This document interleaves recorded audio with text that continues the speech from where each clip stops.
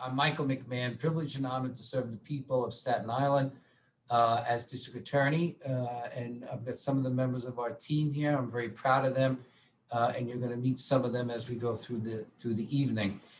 This is a collaboration, this presentation, together with Councilmember Steve and Matteo, who we're going to hear from in a second, of course, Chief Vega, who will have to say a few words before I turn it over to Steve from the New York City Police Department, who I can tell you that we've been having conversations for months now about the seriousness of the fraud and the scams that is really raging across Staten Island. And as you do research, you see that it's really across the country, but it's very bad here. And we know this because we see on a daily basis the reports that are made to the police department about people who have been hit by these con artists in different ways.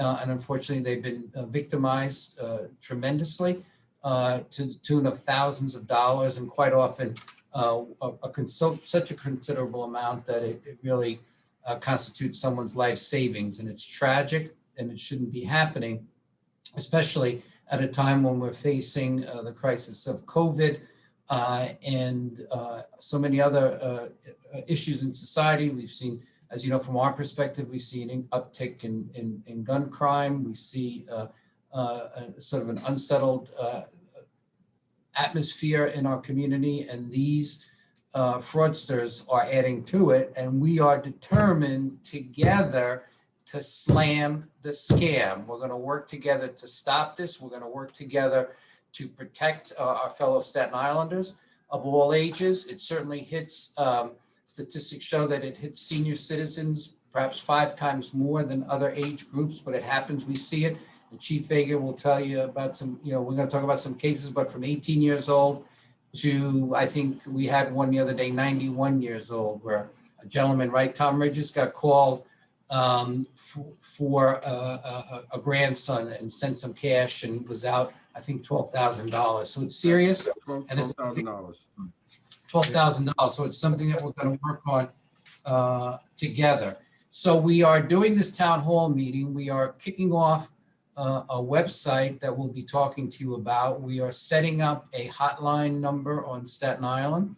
It is 718-556 SCAM, scam, and that is 556-7226. And Marcy will give you the website in a few minutes and talk about that as well. But we need together to, the best thing that we can do is learn about the types of situations that these criminals create and take advantage of the victims, so that we can talk to each other, talk to our neighbors, talk to our family members in particular, so that we don't let this happen. Because quite often in situations where they press people, say you got to do this right away, where they say don't tell anybody about it, and use, and Marcy will go over this, use sort of strange means of payment. They never want a credit card. They either want your Zelle or Venmo, or they want gift cards, or they want cash, and that should say right away that this is should set off a bell, should set off alarm. And I talk about this not only as a district attorney, but someone who has seen this happen to myself and to my own family.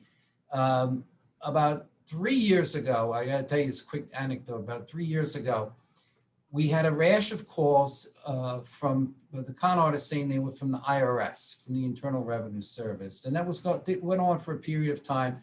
And so we did a press announcement, and we tried to get the word out, and we put something out that appeared in the advance that day. The next day when we put it out, the next day, my sister called me up to tell me that my then at that time 91-year-old father had received a phone call from the IRS, and he wanted her to take him to the bank so that he could withdraw $10,000 to send it to the IRS. And I said to my sister, well, doesn't he follow everything I do? Didn't he follow my announcement on, about the IRS scam? And she said, no, you're going to have to do a better job of getting the word out, because he didn't know, and he was about to be scammed. Unfortunately, my sister intervened. There's also been a rash of, and again, that's just a case where a 91-year-old man who I would assume would know better, um, he got convinced by a very persuasive phone call, and he was about to be scammed. And thank God my sister intervened. But it takes all shapes and forms. We've seen a lot of claims made on unemployment with fake identities. I'm sure some of you have heard about this, or it's happened. It happened to me as well. We got a letter here in the office verifying my employment. The team, Ashley Owens, our chief of staff, and Tim Kohler thought that I was, I guess either they fired me or I resigned, and I was filing for unemployment benefits. And that led to a whole investigation, and something we're working on as well. That's also another area where it's rampant. And there are a lot of employers on Staten Island who've gotten a lot of letters about that. So it is everywhere. The numbers are incredible. Like I said, as we know, $400,000 just last month as reported, and there's a lot of work to be done. So what I'm going to do is I'm going to ask Councilmember Matteo to give us a few kickoff words, and then we'll talk to have Chief Vega give us a few words, and then we'll have a program. You'll hear from in our office when these claim calls come in and the reports are made. They are referred to our Economic Crimes Bureau. So you're going to hear from Jeff Curiel and Greg Brown, who are the leaders, the bureau chief and deputy bureau chief of that bureau. And then Marcy's going to give us a short presentation just to put this into perspective for everybody. And then we will be glad to hear your concerns, individual stories, and advice about how we can combat this together in the good old Staten Island way, where we come together to work to slam the scam. So Councilmember Matteo, I'll turn it over to you, sir. Absolutely. Thank you, Mr. District Attorney. I want to thank you for your leadership, Chief Vega, your leadership, and the NYPD. And Mr. District Attorney, your staff has been excellent on this. When we first started this conversation, I shared my concerns with the District Attorney, and his staff and I and my team had a long discussion and went over what we're preparing you for today. And I have to tell you, your staff has done a great job, and very much appreciated. You know, it's tough to be here because we're here because people are losing their life savings, and it's difficult to see. But you know, the story in the Advance today was a difficult read to see someone lose $12,000 like that. So I appreciate that the Advance is partnering with us to get the word out, because we have to get the word out. It's that simple. As much as you know, we all are in our bubbles and believe that everybody's aware of these scams. That's just not the case, and we have to keep doing more and more of it, and getting the word out. You know, many of us are familiar with that old Prince, that scam when you received an email from a wealthy member of a royal family. It was in capital letters. It was sent to your email address. You knew it was a scam right away. But that, you know, that Prince has grown up. He's gotten a lot smarter, a lot more sophisticated, and quite frankly, far more ruthless. These criminals are scouring your social media pages, every digital footprint you leave on the internet, to find ways to steal your money. And when Councilmember Ignizio was in office, we partnered with him on a PSA about don't post your pictures on vacation when you're on vacation. One, it obviously, you know, and this was years ago, but there more and more people are looking at social media pages, not just of you. Maybe as a senior citizen, you don't have a Facebook page, but they know that maybe your grandson or your granddaughter or someone from your family is abroad or somewhere else. And that's where they look to get your contact information, and then call you and say, you know, your grandson is in jail or needs bail money or is in danger.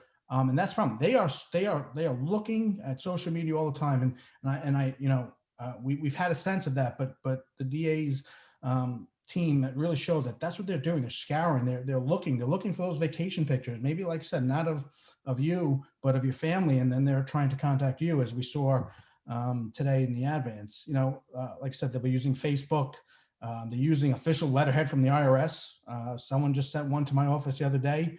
You know, and my team and I looked at it, and you know, you saw ways that it was a scam, but honestly, it was very sophisticated.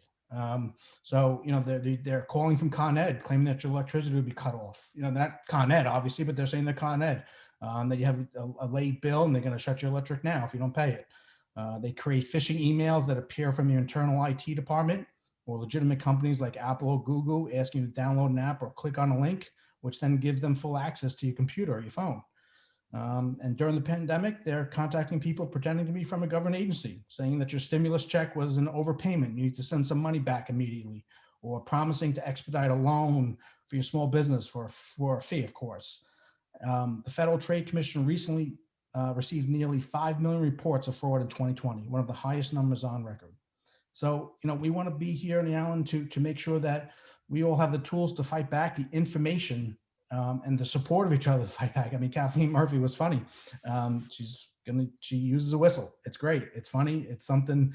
But you know what? When you hear a story like that, you remember it, right? And you remember that, if someone's calling you from a chimney place, you're going to go back to Kathleen's story and laugh, because she talked about Bay Street, Bay Avenue. We know it's not right. But unfortunately, when they find out that someone on the phone knows that it's not right, they just hang up and go to the next person, and then the next person and the next person. And it only matters if they get one person that day. And if they're getting one person for $12,000, that's a big score for them. So it's really, really concerning. My office has gotten more and more complaints, and people just sending us emails or telling us about calls they have for us to look into it. And we've contacted again, obviously, Mike McMahon, who's just been great on this and a great partner. And the team is going to share a really good display for you today that's going to really show you how to fight back. It's great that there's going to be a number, a website, an email. Contact us, contact the police chief Vega. He gets it, and Staten Island who knows. And it's a full court press by all of us here today, and it's great to see so many people. I wish we could be doing this in person, but it's great that we're doing this here. It's great to see everybody healthy. But let's get through this together, because they're getting smarter, so we have to get smarter than they are, and just make sure that we keep getting the word out to protect our senior citizens on Staten Island, protect all Staten Islanders, because as you can see, it's happening a lot on Staten Island right now. So let's come together as a community like we always do. This is great because we're looking after each other. So we look forward to hearing the presentation from the DA's team, hearing from Chief Vega, and then quite frankly, hearing from you, because your suggestions could also be extremely helpful. So Mr. DA, thank you for partnering with myself and my office, and I send it back to you. Thank you, Councilman, and thanks to your staff as well. Really on the vanguard of this issue in terms of prosecuting when possible, investigating, arresting, and bringing us to prosecute when possible, but also in doing public announcements and trying to get the word out is our partners in the New York City Police Department, and they're led by a very, very, very able commander here on Staten Island, and he's really really taking the charge on this issue as well, and that's Chief Frank Vega. So, Chief, can you give us a few words? Yeah, thank you, Chief. Yes, thank you, Mr. DA. Thank you, Mr. Councilman. Just want to point out to thank everybody on the call. Last weekend we had that borough-wide graffiti cleanup initiative. So all of those who helped out, pitched in, got volunteers, donated, thank you all. And 2021 is about 105 days old. And believe it or not, we have at least 56 confirmed cases of scams on Staten Island alone. So and that's a low ball figure. So literally every other day, somebody's being victimized by these phone scam artists. And it's incumbent upon all of us to spread the word, because this is, clearly solvable in one regard by awareness and education. I'll put my law enforcement hat on briefly. If we have a robbery condition, a stolen car condition somewhere at location X, I'll oversimplify it. Obviously, then I'll deploy police resources to that location, and we'll stop the robberies. We'll hopefully make an arrest. We'll pass it on to the DA for prosecution. With these scams, there's literally no way I can do anything in terms of enforcement per se. Initially, it's all about just spreading the word of awareness, education. I'll say those words over and over again. And we get it through these venues, these Zoom calls. I had the great pleasure of joining the AARP call, the town hall meeting last week, where my counterpart in Brooklyn South, we got the word out. I know they put it out into their pamphlet, into their booklet. I see it. Somebody mentioned it already in the chat room. So it's all about awareness. So, that case breaks my heart. The one this week, the 91-year-old, it's probably one of our most popular phone scams. It's the loved one that's in need. He or she is in jail. Like this case this week was, classic example. 91-year-old gentleman receives a phone call from his son, pretending to be his grandson. Grandpa, I'm in trouble. I got locked up. And shortly thereafter, they turned over to, con artist number B, who's pretending to be your grandson's attorney. So now it's oh, wow, this is starting to be really, really credible. Somebody throwing big words, legal words at me on the phone. I'm getting overwhelmed. And they're directing this person now, to go to UPS with $12,000 in cash to send, to some site. I'm not going to reveal too much about the case because it's an active investigation. But understanding that this poor gentleman, $12,000, out of his life savings to scam artists, and and we're getting these cases every other day on Staten Island. We targeted the AARP audience last week because obviously, a larger number of our victims are, 50 or older, myself included. So I'm in that same category. I'm an AARP member, a proud member, but it affects us all. The Con Ed scam that the councilman mentioned, we have 3 in the last 2 weeks where people are pretending to be Con Ed workers are scamming people. The DA mentioned about the Zelle payments. These 3 cases in the last 2 weeks, Zelle payments totaled $9,931.19 out of 3 people's life savings pockets. It's unfathomable, unconscionable what these people are doing to us. So I'm looking forward to the presentation myself because I know the DA's office is really spearheading, a lot of stuff behind the scenes, prosecution, helping out the victims in terms of, trying to retrieve some of those funds back, through, very innovative means. And once again, my hat's off to the DA and his staff for doing all they possibly can, to help out Staten Island as they do for every crime, but certainly this one, which really plaguing our community right now. So I'll turn it back to you, Mr. DA. Thank you very much for inviting me as always. Thank you. Thank you, Chief, and thank you, Councilman, again. And, you're right. An ounce of prevention is worth a pound of cure in these crimes.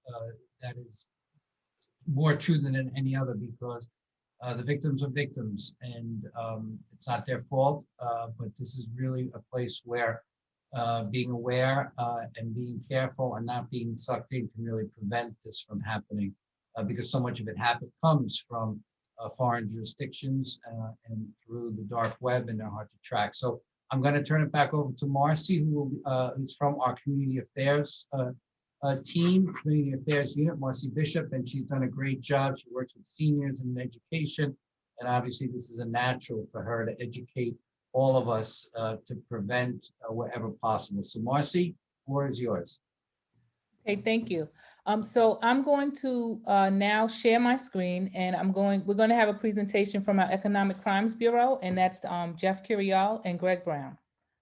Okay, I'm Jeff Curiali. I'm the Bureau Chief of our Economic Crimes Bureau. And I would like to say, when you're looking at economic crimes, especially identity theft, it's very different than traditional crimes. So for traditional crimes, you come home, you see your door is broken, your house is in shambles, your jewelry is missing, you're a victim of a crime right there.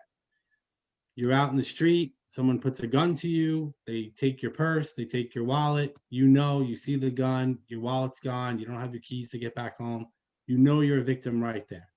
But with identity theft, you become a victim, you have absolutely no idea. You may not know you're a victim for months or years.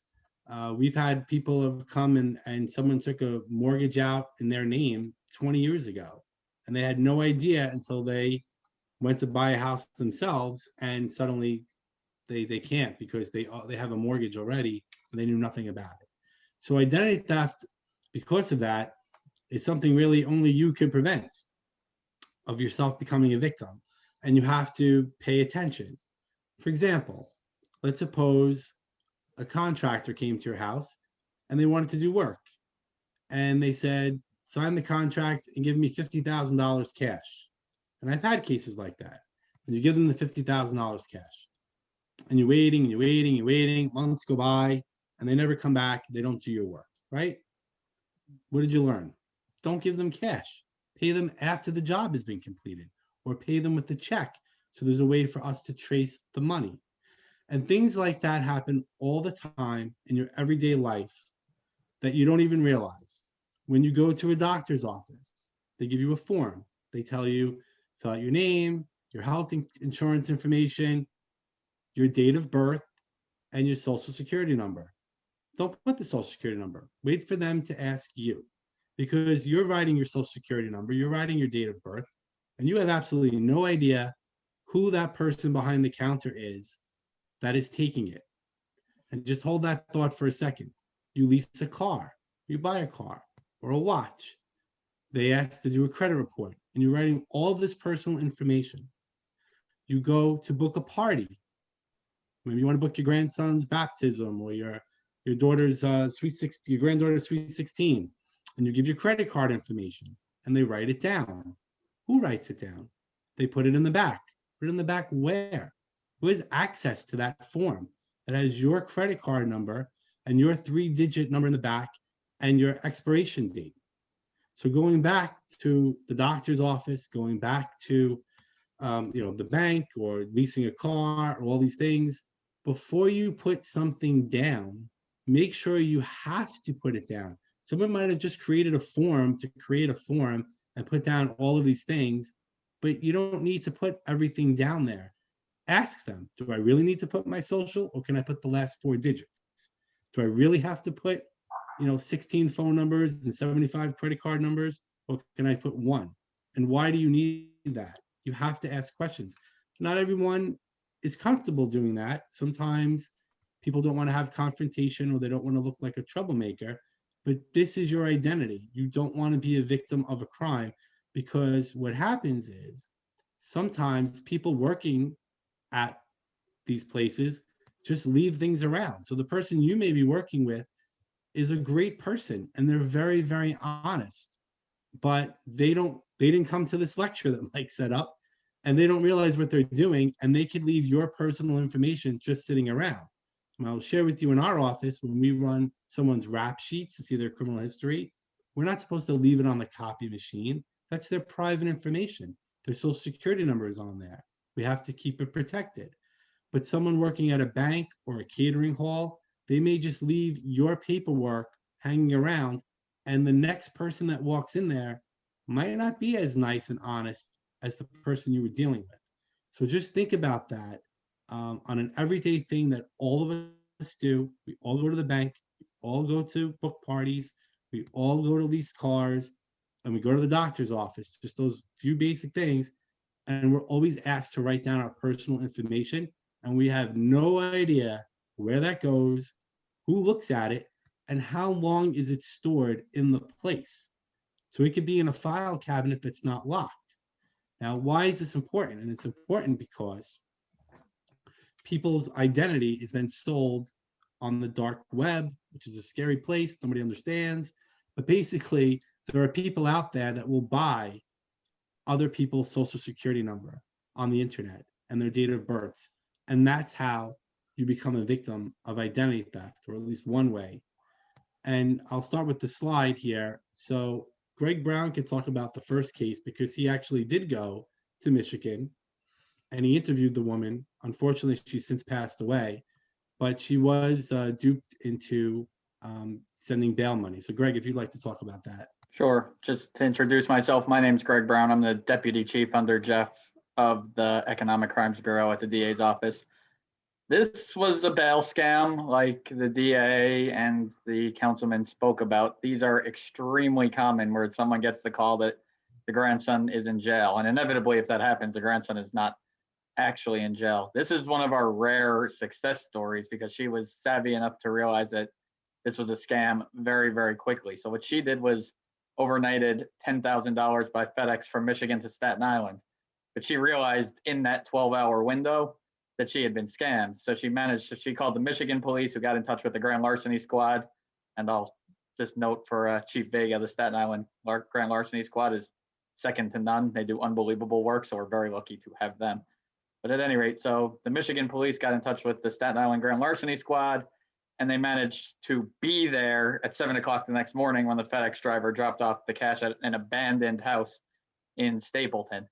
So, I mean, that's what they do. They have money sent to some abandoned house, so the address doesn't come back to anyone. There's no defendant. The defendant actually lived in Brooklyn and came to Staten Island to pick up the money so as to distance himself from the actual crime. Now, because he picked up the money at the house the next day, we were able to arrest him and prosecute him. And ultimately, he made full restitution of $10,000. But by the time the case was actually finished, she had passed away, and her estate was so pleased and never expected the money back that they donated the entirety to the police department's Detectives Endowment for Widows, which was incredibly generous. But this isn't usually the way this case plays out. Had she not been in touch with the Michigan police when she was so quickly, and they didn't get in touch with the Staten Island grand larceny squad so quickly, and the defendant picked up the money and went on his way, that would have probably been the end of the case, and he would have the $10,000 and would have moved on with his life and scammed somebody else. Now, maybe we would have been lucky and would have gotten surveillance video and a license plate or a Ring doorbell or something like that. But these criminals intentionally pick places that don't have surveillance. They know where they're having the money sent. They're very good at evading capture. And because it's cash, there's really no way to know. So, I mean, this was a success story, but the bail scam, really the only way to stop it, like everyone's been saying, is to get out the word that if you get a call like this, the right thing to do is to call your grandson or call your grandson's father or mother, whoever it may be. And you just find out just as easy as that from one phone call, wait a second, the grandson's not actually in jail. What are you talking about? Now, I think that we live on an island where word of mouth is an extremely effective tool because it's such a small island and everybody knows everybody here, that would be a good way to go about it on this type of case. But like I said, this is a success story, but this type of scam is so hard to prosecute because, like I said, if she didn't realize so quickly what had happened, he would have taken the money and been on his way. So, And Greg, if I could interrupt, so Sure. I would also point out that these people are so sophisticated that they will even make it look like on your phone that it is your grandson calling, that they have abilities to make the phone number on your phone appear to be someone else's phone. So you might actually think that it's your grandson or your granddaughter or whoever. So don't even think, well, it said their number, so it must be them and they must have handed the phone to the lawyer. You really have to verify. Don't rush.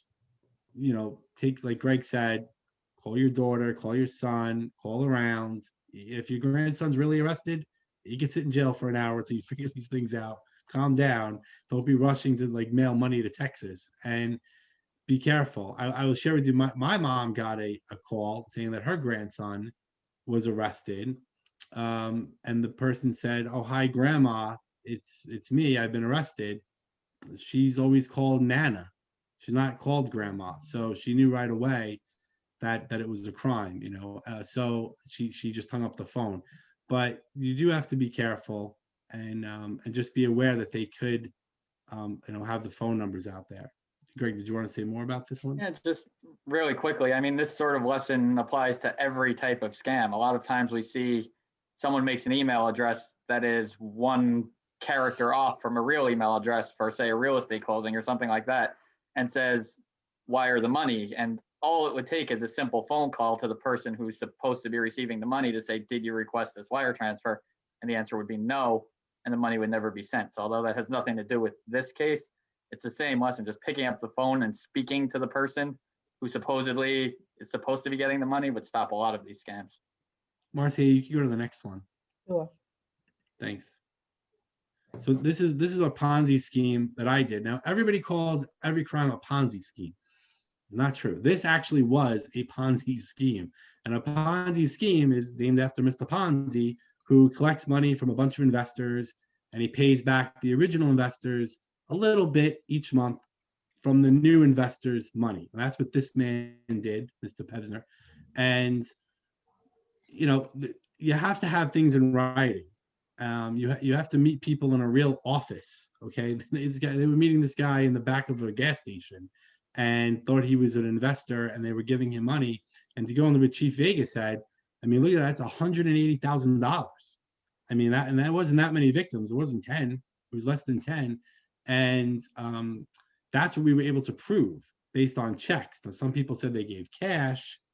We really couldn't prove that. It was over time, and they were giving him money to make investments and stocks and things. Not one thing was in writing. There were no contracts. no lawyers involved. He did not have a license to do this. Fortunately, we did indict him, and in order to not go to prison, he did pay back all $180,000 before sentencing. But I know Greg would chime in and say that doesn't happen all of the time. We just got very lucky with someone who was able to pay back. Now, I would share with you when we did what's called tracing, where we looked to see where did the $180,000 go. We traced it. It's CVS, Walgreens, the Macy's, the supermarket. This was basically his salary. He didn't have a job. His salary was being a criminal. So he's not buying a house in Boca Raton. He's not buying a Ferrari that we could go and seize and then sell and give back to the victims. This was his salary. He lived on it. He bought food and clothes, paid his electric bill, leased his cars, and that's what he did with the 180,000 over, I think it was a 2-year time period. And if you think about it, it's like he made 90,000 a year without taxes. So on that case, you really have to be careful, because that's another thing we've seen where people are investing. They're looking to invest money. During a pandemic, it's very good to, buy property cheap or go into a restaurant business that's looking for a partner. When you're doing things like that, you really have to have attorneys involved. You really have to make sure you know who you're giving the money to. Google is a great tool. Google these people. We have a case that came in today. Someone gave almost $30,000 cash to a man, and all they had to do was Google him, and they'll see that our office convicted him 12 years ago and sent him to prison for the same scam. Google is a very good tool. If you don't know how to use it, ask a relative and say, oh, someone was going to come and put a pool in my backyard, or they're going to fix my roof. Can you Google them and type their name, Jeff Curiali, arrest, and see if they were arrested on Staten Island? If you have questions, you could call us. I've been around for 18 years in the office. I was hired by Bill Murphy, and I pretty much know all of the scam artists. So call me up and ask me. Call the hotline if you have a question before you go give money. You do also have to watch for the scam artists. They look for weaknesses in people, whether they're not someone who likes confrontation or if they're someone who is greedy. So if you're telling them about, I don't know, you want to go on this fabulous second honeymoon and you really want the money, they will come to you and say, oh, I heard you're looking for money, or you're looking to retire early. I want to have you invest with me, and I can get you bigger return on your money. Just notice that's red flags, and really do your homework on the person. Marcy, you can go to the next one.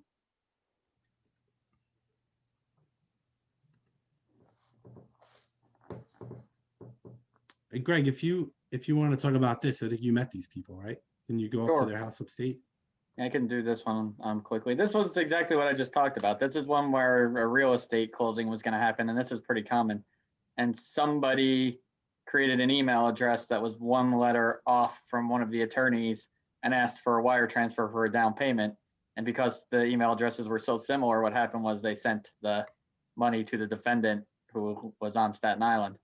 Now, luckily, same thing, she was arrested and prosecuted quickly, so she was able to make restitution. A lot of times what happens in this case is that the person who receives the money is, some poor person in, Camden County, New Jersey, or someplace like that, and they get to keep $1,000 and they send the rest to the Dominican Republic or to Nigeria or to Southeast Asia. So they can be arrested and prosecuted, and we can identify them because a wire transfer is traceable, but there's no way that they're ever going to be able to make restitution, which is what most victims are typically interested in, and they'll never be able to pay back $22,000. It's impossible. So in a case like that, well, we would be able to prosecute. If we can't get the restitution, it's, it doesn't really make victims terribly happy. So the lesson is the same as before. It's just pick up the phone, be aware of the scam, speak to the person that is supposed to be getting the money, and you'll realize right away from just the one phone call that the wire transfer isn't supposed to happen. And on that case, just like the phone number spoof, they made it look like it was the email address from the realtor, because they changed the realtor's email. So let's say it was Greg Brown at Yahoo. They made it Greg Brown at Gmail, and the victim didn't notice and just said, oh, it looks like Greg Brown's emailing me. So just be careful with phone numbers and emails. They can what's called spoof them or make them look like it's someone else's. You can go to the next slide, Marcy. So this case here, he took this man's whole life savings, and he did actually buy a house in Boca Raton, or like close near there. He rented one, and he just kept telling him, "Oh, we're going to invest in real estate, invest in real estate, invest in real estate." And I asked the victim, I mean, did you ever see a real estate agent? Did you ever meet the title company? Did you ever see an engineer to go inspect the properties that you were allegedly buying? And no, because this person was a lifelong friend. They had just reconnected. So it could, this is an example where it could be someone that you've known for 30 years, and they will steal from you. And, it was a shame. And unfortunately, we were not able to get the money back. And the person did get 3 to 9 years in prison. So they were punished. But what does that really do for the victim? He kept wiring money all the time, and he really should have verified that the houses were being purchased, that his name was being on there. And every time he asked questions, the defendant would just come up with an excuse as to, "Oh, I'll get it for you, I'll get it for you, I'll get it for you." You really have to see contracts. You have to pay in checks. And you have to verify that the actions you think are taking in any type of investment is really happening. And in both this case and the Ponzi scheme case, these people were never given any type of record that any purchases or investments were being made on their behalf. Yet for months and months and months, they just kept giving money to the bad guy. Marcy, you can go, I think that's the last one, right? Is there Yep. one more? Yeah, that's it. Okay, that's it from us. Unless you want us to keep going, I think it's your turn. The work from home scam. I think Greg had mentioned something about that in the email. Sure, I'll speak about these quickly too. If you could go back to that slide. So work from home scam has become much more common during the pandemic because so many more people are working from home or would like to work from home or lost their jobs.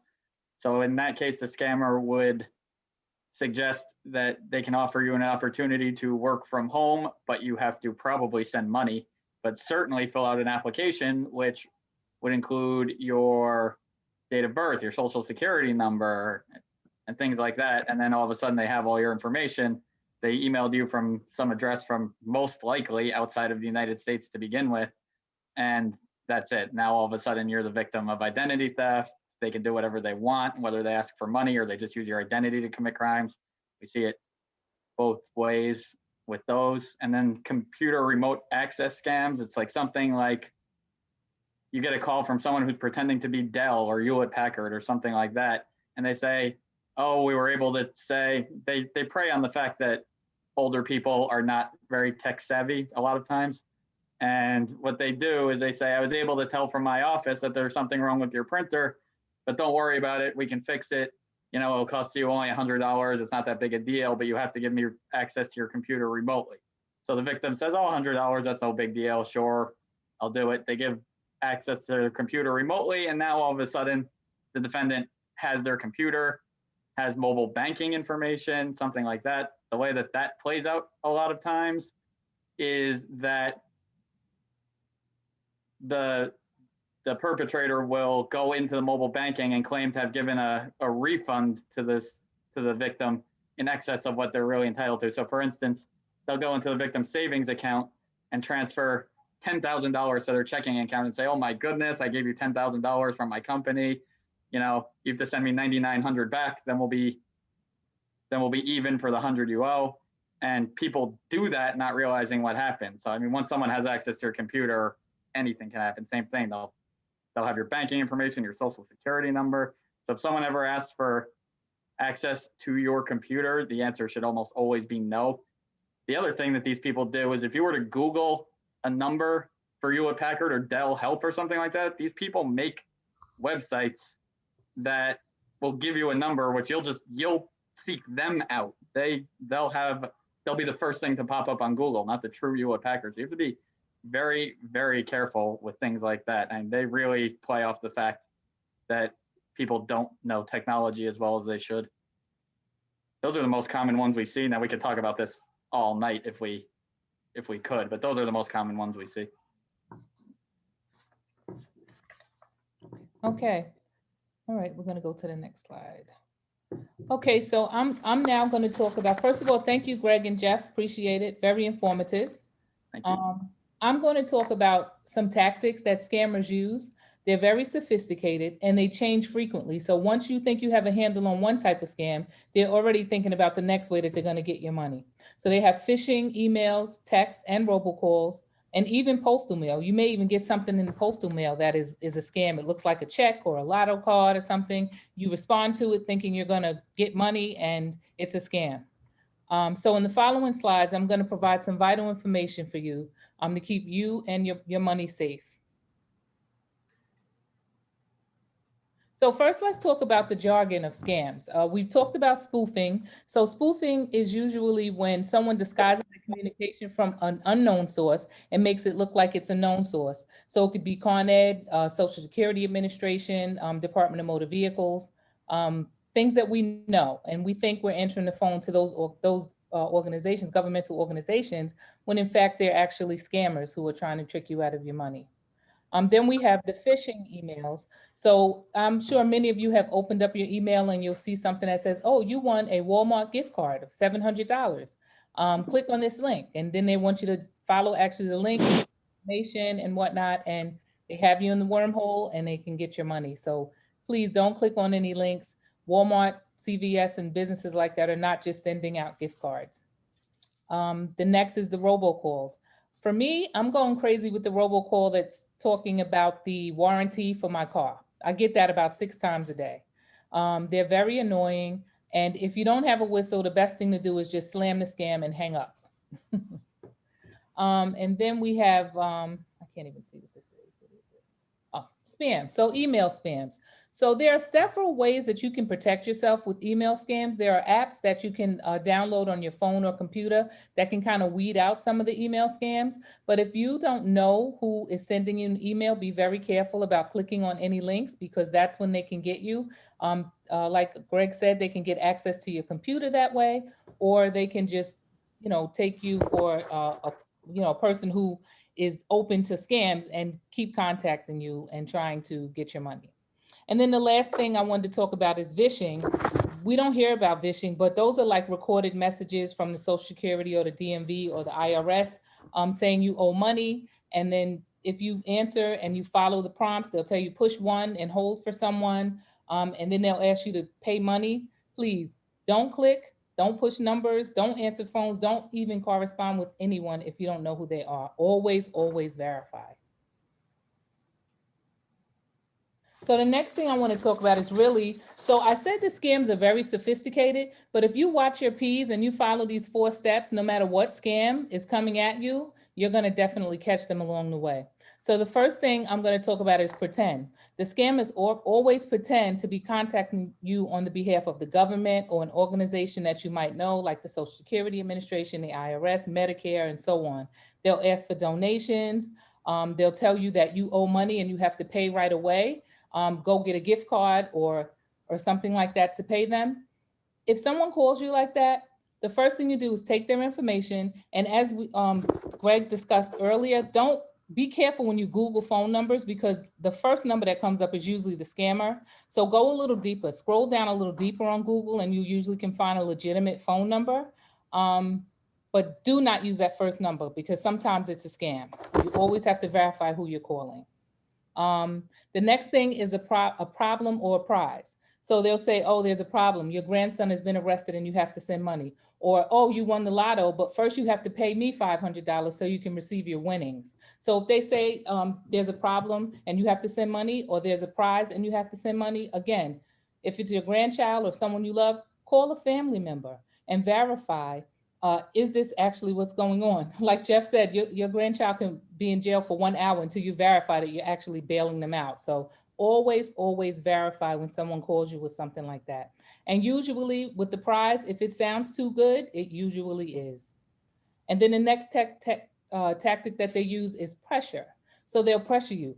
Oh, you have to pay right away. You have to pay right away. It's an emergency. You have to, send me a transfer or, a unique way of paying instead of writing a check or actually, going to the bank and making sure you're sending it to the right person. They pressure you to pay quickly, to not give you time to verify, to call and verify. That's to avoid you from verifying their story and knowing that they're not telling you the truth. And then the next thing is pay. If they ask you to pay in an alternative way, such as a gift card or a wire transfer or one of the apps, the Cash App or Zelle or Venmo, it's usually not a legitimate organization. And out of all four of these, you can save yourself a lot by just verifying the story. If someone's calling you and telling you something, verify the story. You have the number now to RCDA scam hotline. That's me. Call me. I'm very passionate about this. I will definitely get back to you and we can verify and make sure that these stories are true. Never ever send money to anyone you don't know, and never pay with a gift card or a wire transfer or a Cash App. That's just not legit. Okay. Whoops. Okay. Let me just make sure. Okay. So the steps you want to take if unfortunately you do become a victim, the first thing you want to do is file a report at the local precinct. It's a little hairy because time is of the essence. Just like the case that we discussed previously, the lady realized that she had been scammed and she called right away and she was able to stop the fact that she was losing her money and get her money back. So sometimes you may have to stop the bleed. You may have to call the bank. You may have to call the gift card issuer so that you can stop the bleed and then file the police report. So use your judgment, but remember time is of the essence and save all information that's involved in the scam, be it emails, phone numbers, mailing address, or anything, because it can be critical in catching the scammer and getting your money back. Many of these scammers are not in our country, so if they take your money, it's lost forever. So you have to be very careful and verify everything. And then these are some steps that you can take depending on what type of scam it was. So if you paid with a credit card or a debit card, the first thing you want to do is contact the bank and let them know immediately that you've been scammed and see if they can stop the transfer of money. You may be able to save your money that way. So the next things is take quick action. You can help save your money. So again, like I said, time is of the essence. Always call the bank and file the police report because the banks usually do ask for a police report when you're reporting scams. So you're going to need a police report. And did you pay with a gift card? If you paid with a gift card, you can contact the gift card issuer. Maybe it's Visa or MasterCard. Usually when you purchase a gift card, it comes in like a little wrapper that has the phone number and whatnot of the bank that issued it. You can contact them and let them know that you've been scammed and that it's a fraud, and they may be able to reverse the money. It's not always guaranteed, but it is something that you can try and do. Similarly, if you paid with a wire transfer like Western Union, you can contact your bank and report the fraudulent transfer and see if they can transfer the money back into your account. All of these things are not guaranteed, but these are some steps that you can take. And so this is the most important thing. Always verify with a trusted source. If someone calls and tells you that your grandchild is in danger or something has happened, call their parent, call your son or your daughter and just verify the story. You could save yourself a lot of trouble if you do that. If you send any money with a app transfer like Cash App or Venmo, you can call those agencies, Cash App, Venmo, and see if they can reverse the charges. So there are some steps that you can take, but again, these things are not guaranteed. They're just ways that you may possibly get your money back. And then this is in regards to identity theft. So if you give a scammer your personal information, identitytheft.gov is an excellent website for you to go to, and they have step-by-step what you can do to restore your identity and protect yourself. I personally know my husband was a victim of identity theft, and we had to go through a lot of different steps just to keep his information protected because as mentioned previously, it can go on the dark web, but there are steps that you can take to protect your identity. And so for more information on the things that you've heard today, you can reach out to us on the web at statenislandda.org/scams information. If you don't type in scams information, there will be a link on the main page that says scams information. You can click on that and it will bring you into our website. And we're working on it. There's a lot more information that we'd like to put on it, but it's pretty much a lot of information on there now. So if you wanted to go and surf that, I think a lot of the things we talked about here are there, and you may learn something. You can also report scams to reportscams@rcdanyc.gov, and that comes directly to me as well. And so one of the things that I'm doing, and it went live today, and so I'm happy to say that we've already gotten some scams that I can put up on the website. So new scams every day are coming in, and I'd like to keep that updated. So if people want to come and see, they may see some scams that they've experienced, and they'll be realize that they're something that, oh yeah, this is a scam. So I should definitely avoid that. Then also we have the scam hotline, which is 718-556-SCAM or 7226. You can call that number as well to report scams. Again, that's me, and I'll be glad to get back to you, and we can definitely keep your money in your pocket. And then finally, you can directly contact me at my email address, marcybishop@rcda.nyc.gov, and my phone number is here as well. I am now going to turn it over to the DA, and we'll take some questions if anyone has questions. Thanks. I'll stop sharing the screen. Thanks so much, Marcy. That was excellent. And Jeff and Greg, thank you so much. And as we kind of regroup and what we need all of your help too, because we need to communicate with everyone in our lives about this and how people can protect themselves. And we're fortunate with the local media. The Staten Island Advance has done a great job in writing a few stories about it. And I saw Janice posted in the chat about the AARP bulletin this month. And I don't know how it came to be that I actually have a copy of it right here, because you may all you young folks are saying, how could he have AARP? He's so young. But I want you Zillennials to know that you only have to be 50 to get the AARP magazine. But there's a great article in there as well, and it really brings out the international nature of the operations, and really it is very organized and very enterprise in nature in many instances. Sometimes it's just individuals acting. So if we have any questions for any of us, we'll be glad to take them or comments.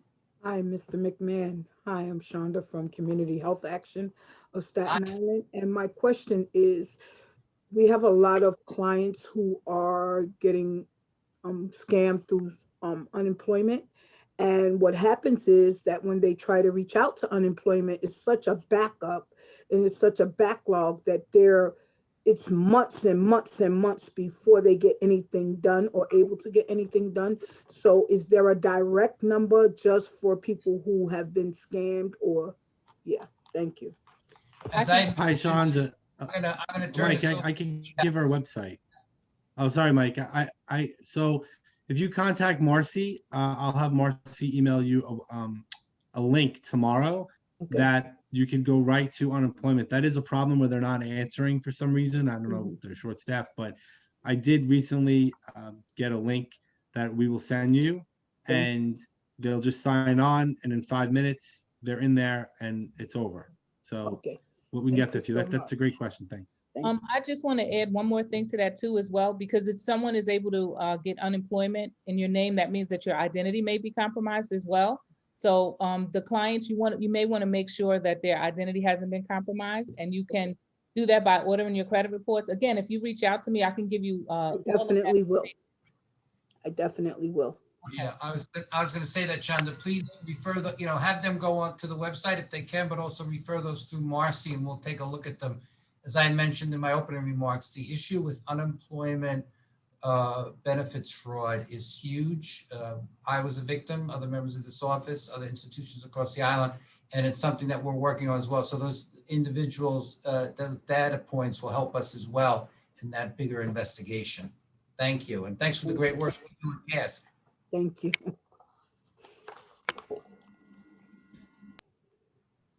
Any other questions? Mike, this is Raj. Hi, Raj. I have a question. Most of these frauds are happening from outside the country, as Marcy has said. And most of them are coming from, I don't want to mention countries, but That is, which I know. Anyway, so they have all the information.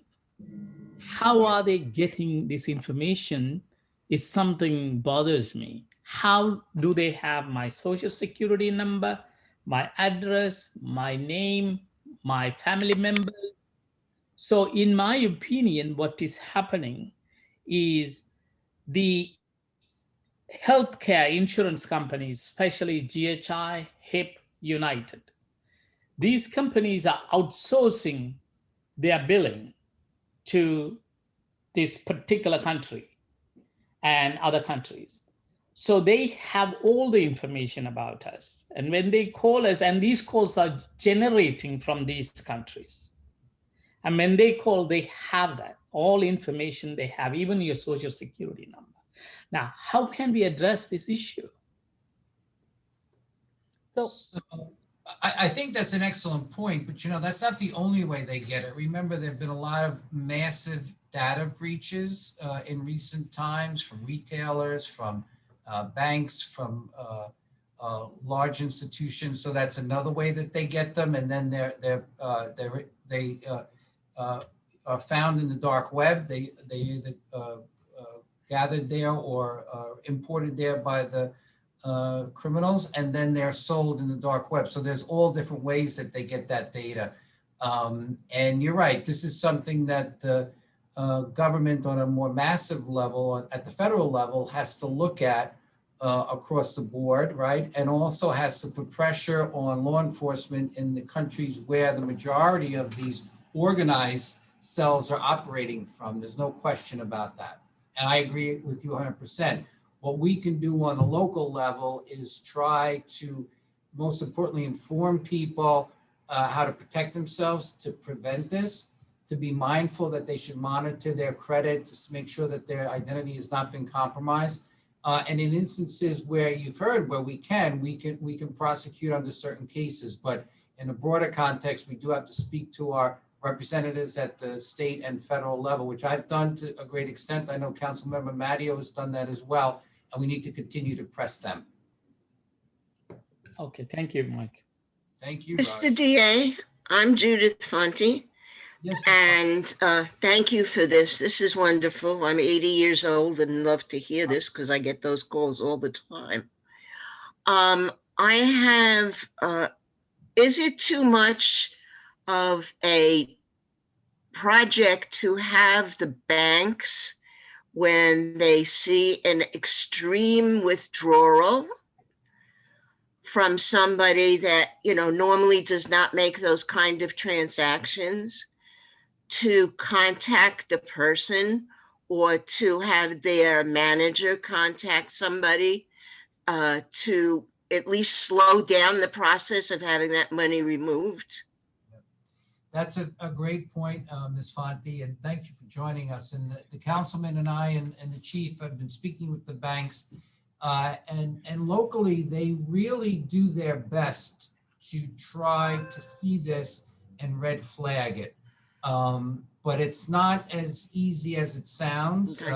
I spoke to a manager from one of the local banks, and she was telling me how she had a senior in there, and she almost had to tie her up in the chair to stop her from making the transfer. But she was so convinced that a loved one needed it, and it took everything she could to dissuade her from it. So that is definitely a tool in the toolkit, and we are working on that. But that's not a fail-safe at all, because some of these transfers, we talked about the 12,000, and there was one, unfortunately, the romance scam where a woman in this case met someone online and was conned into transferring six-figure sums, and in those instances, those are rare. It's more like the 2,000, the 3,000, and those are not going to set off a red flag, right? If someone is conned into making 4 payments to Con Edison, that might only be $2,000. So in some instances that will work. The banks do have training for their tellers. But it's rare. And if a senior comes in to do a wire transfer, that sets off a red flag, but it's still happening. But that is definitely part of it.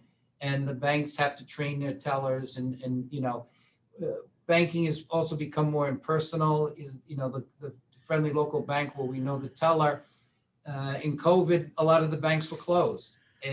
But, you know, so that's part of it as well. But it's definitely a great point, and we'll continue to work on the locals to do that. Thank you so much. Thank Mr. you. DA, if I Right. may be recognized. Yes, sir. Greetings, everyone. I want to thank you, first of all, for your time, Michael, and your office. It's funny that you mentioned romance scams, because the reason why I'm on here tonight is to just briefly mention the fact that this is an insidious way that people have in their dastardly fashion to separate people from their money. 2 months ago, you and your offices, probably this is going to ring a bell with you, but someone I know was scammed out of $68 or something $1,000 in a romance scam. And I just wanted to emphasize, and I don't know the status of it, I haven't spoken to that person in a couple of weeks, but AARP has a scam person that one can call. That they were a great resource for her family members and her friends to call. That I wanted to put that out there first of all. This is insidious. It's real. I don't know how much, if anything, she recouped, but there was such an emotional attachment to a person that didn't even exist, or if they did exist, it was only in voice, and it was a tag team 24/7 kind of thing that was happening.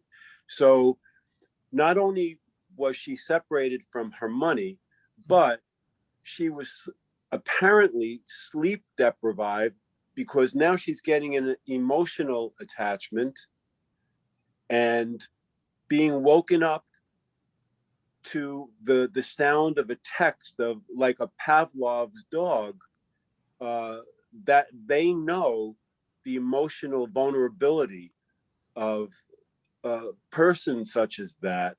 And this person is such a loving, kind, but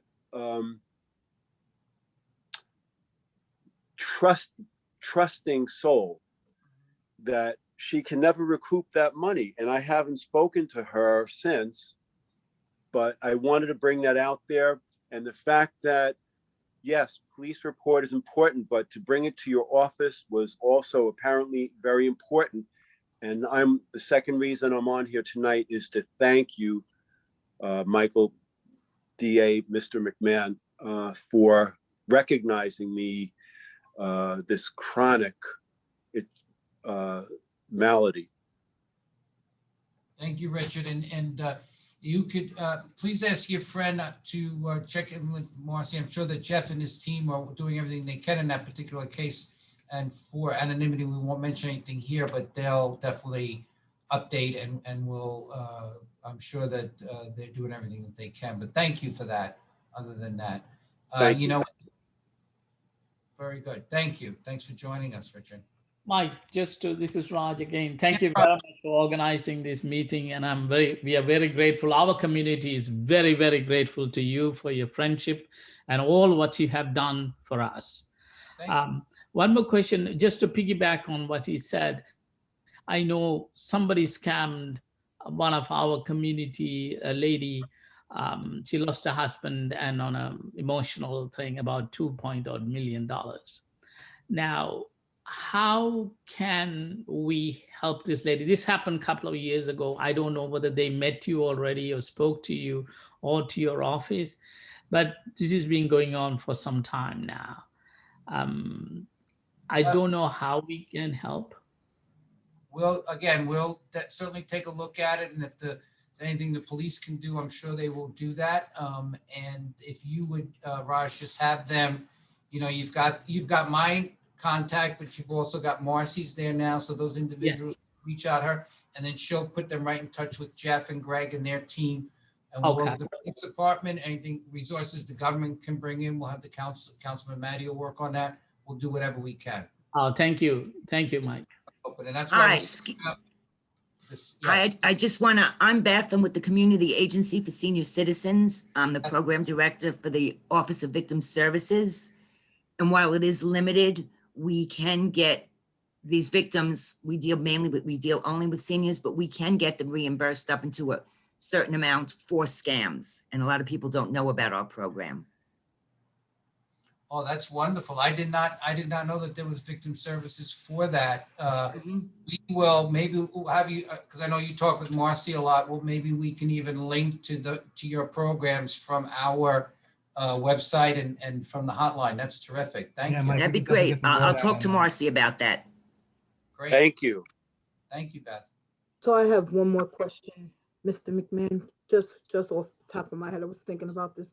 Do you think by any chance that they could find money to put in from some type of funding source to kind of educate the elderly? Like, because at our organization at Community Health Action, we actually have a lab, a computer lab, where when we give people services, we teach them about the computer and teach them about the red flags and stuff like that. So you think, after all of COVID and stuff calm down, that they can make this available to people in the community, because a lot of people are not computer savvy. A lot of people don't know that they're not really paying their bills, that their money is going somewhere else. So do you think that would be something? Sean, we're lucky. I've got an expert in this field here. Councilmember Matteo is not only the minority leader, he's a member of the budget negotiating team. Okay. Maybe we can get his opinion about whether this is something the council could look at. Okay. Yes, obviously, we could definitely talk more. Sean, if you could call Rose from my office, she's on here, and we could discuss further with you and discuss how we could work in the budget for it. Okay, who did you say call? I didn't hear. Rose Karani, Okay. yeah. Just call my office, ask for Rose tomorrow. I'll message you the contact information.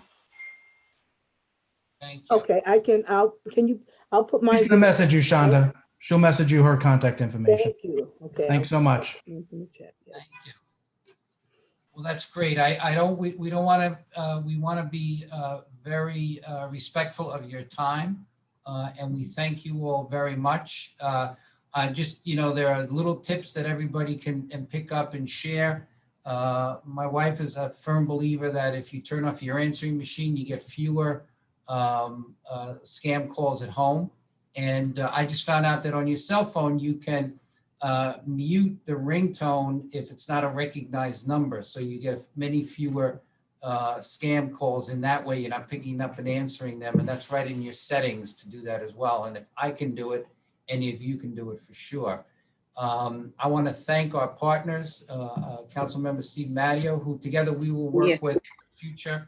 Mr. McMahon, can you hear me? Thank you. My name is Sandy Gold, and your program was excellent. Thank you. I'm wondering if it is possible for you to get the program onto the JCC. We have classes that we could take on Zoom, and the information that for the hour that was given was excellent. A lot of people, especially like you said, seniors, don't know very much about this. And it's very difficult because some of them don't even have computers, but they do find out from the JCC a lot of this information. So I'm wondering if maybe you could contact Amelia, who is the director of senior services there, and maybe you can get a class in there for once a month, let's say. Yeah, that is that way you will be able to get over 2,000 seniors maybe listening.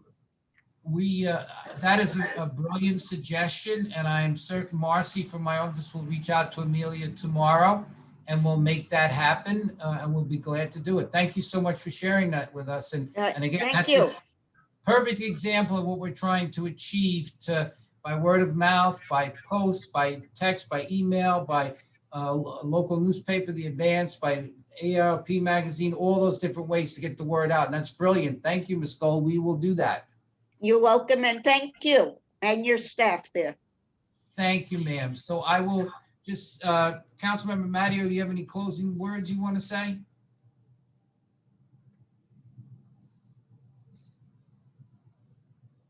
Michael, did you say there was chatter? Yeah, any closing remarks you want to say? No, I just want to say I think this was great. Yes. You know, we're going to follow up with links as well. We're gonna you know, this is a start of an education that we're all going to work collectively together to get the message out. So all these suggestions about other groups that we could be giving this to, we will do that. We will use social media, but we're going to start to bring this this message and education out to all of Staten Island. And this was a great start. And I just want to thank the DA and Chief Vega and everyone here. And it's a good start. We have a lot of work to do to make sure that everyone has the message and has the right way to handle something. Because when you get a call and you have that adrenaline and you think your family member's in danger, you know, it's very difficult. But, you know, you heard a lot of good suggestions to verify today. And I think that's really important. But we're going to work together to get this message out. And if you need anything, contact any of our offices at any time, or email me directly and email the DA and obviously the links and websites that we've given out. So thank you again, Mr. DA and Chief Vega. And Thank you. it was a very good start.